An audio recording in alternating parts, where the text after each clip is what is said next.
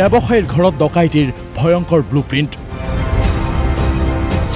ফুটগধূলিতে গাড়ীত আহিল gang of 6 মৰাণৰ ৰাণীপথত ডকাইত বনাম ব্যৱসায়ীৰ যুঁজ সাহসী ব্যৱসায়ীয়ে যুঁজি ধৰিলে ডকাইতক কেমেৰাত বন্দী এই দৃশ্য ফুটগধূলিৰ গাড়ীত আহিছে দুৰ্ধৰ্ষ ডকাইতৰ গ্যাং এটাকৈ নামিছে সোমাইছে ৰেষ্টুৰেণ্টৰ ব্যৱসায় কৰা মধুকৰ মাৰাদিয়াৰ ঘৰত পিছে ডকাইতৰ কপাল বেয়া নে ব্যৱসায়ী মধুকৰৰ কপাল ভাল ডকাইত সোমাওতেই স্কুটিলৈ ঘৰত সোমাল ব্যৱসায়ীজন তাৰ পিছৰ দৃশ্য এয়া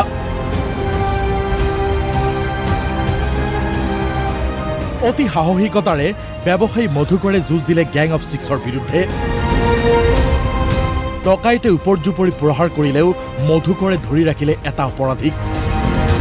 আহি জাষ্ট পাওঁতে দেখা পালো যে 5 টকা ল'ৰা মোৰ গাড়ী হৰ্ণ মানে মোৰ বাইকৰ হৰ্ণটো শুনি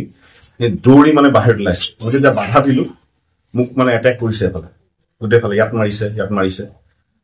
মোৰ ৰিপাৰ্কেশ্যন মই এটাক মাৰিলো মুখত মাৰিলো এটাক ধৰিব পাৰিলো আৰু ধৰি ৰাখিলো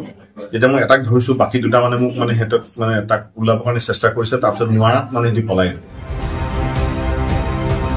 ডকাইতৰ সৈতে যুঁজ বাগৰত মুখ বুকু আৰু হাতত আঘাত পালে ব্যৱসায়ীজনে এইটো ডকাইতক ধৰি আৰক্ষীক গতালে মধুকৰে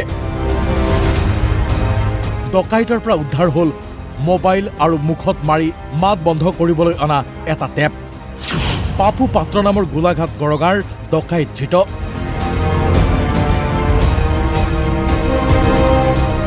মধুকৰে ধৰি গতোৱা ডকাইতৰ সামগ্ৰী পৰীক্ষা আৰক্ষীৰ ডকাইত হেনো মৰাণৰ নহয় সন্ধিয়া ব্যৱসায়িক প্ৰতিষ্ঠানৰ পৰা চাহ খাবলৈ ঘৰলৈ আহিছিল মধুকৰ